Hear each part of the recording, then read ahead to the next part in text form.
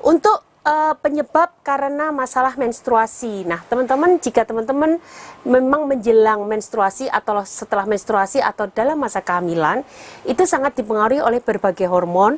Nah, kalau pas hamil progesteronnya meningkat, ketika mau menstruasi atau dalam masa subur, itu estrogennya yang meningkat.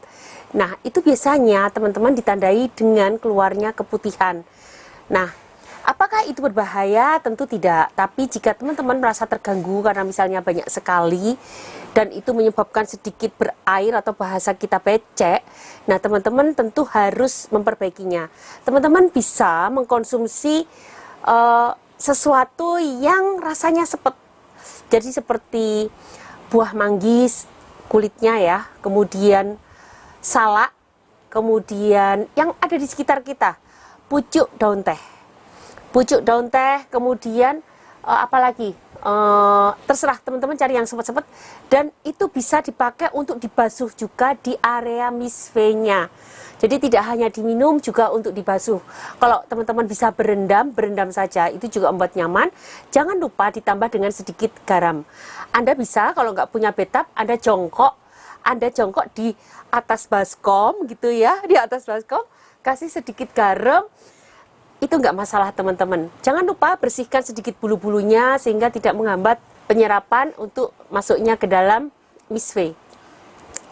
Jadi teman-teman nggak usah galau ya kalau keputihan karena perubahan hormon pada ibu hamil, mau menstruasi atau setelah menstruasi.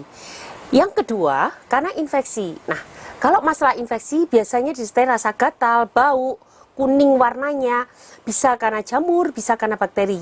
Nah, kalau misalnya baik bakteri maupun jamur, teman-teman boleh nggak dok saya periksa ke dokter atau ke bidan? Boleh, pakai saja nggak masalah. Tapi jangan lupa bantu juga dengan pemakaian herbal, apalagi sudah yang tidak sembuh-sembuh. Nah, teman-teman, banyak banget sebetulnya kalau infeksi itu sebagian besar karena jamur. Candidiasis. Nah, masalahnya kenapa nih sampai bisa terserang jamur? Sampai bentuknya kayak lem gitu ya, terus bau. Kadang-kadang berbungkal-bungkal. Aduh, serem deh pokoknya. Nah, kalau udah seperti itu ya teman-teman, satu, harus ke dokter. Kalau nggak sembuh-sembuh, obat dokter tetap diminum, tapi dibantu dengan herbal. Itu jauh-jauh lebih bagus. Nah, herbalnya apa?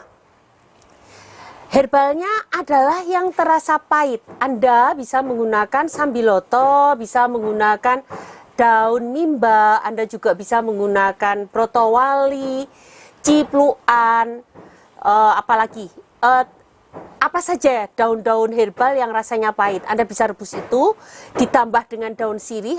Daun sirih merah rasanya pahit banget, Anda bisa gunakan daun sirih merah. Kemudian Anda juga bisa gunakan yang rasanya agak sepet-sepet, misalnya apa? Kulit manggis, teman-teman. Jadi kalau pas makan manggis tuh, pas musim manggis, kulitnya jangan dibuang, dikeringkan. Kalau Anda tidak sempat mengeringkan, Anda bisa simpan di freezer. Dan itu sesekali Anda pakai sehari separuh atau satu buah, itu akan bagus banget untuk misve kita.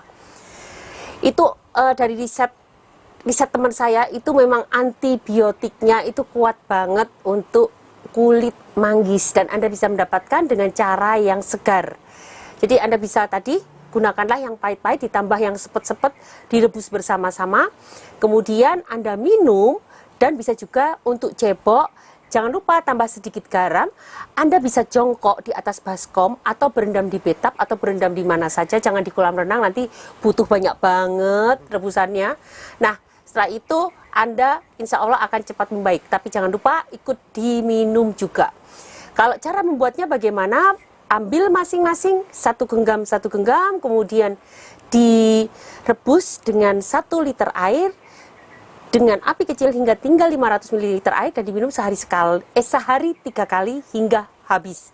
Anda boleh tambahkan dengan kunyit, boleh tambahkan golongan temu-temuan, mau temu putih, temu giring, temu ireng, kunyit putih, apa saja silahkan tambahkan. Jadi teman-teman gak usah ragu-ragu kalau mau pakai herbal, itu tidak berbahaya. Semakin banyak akan semakin bagus.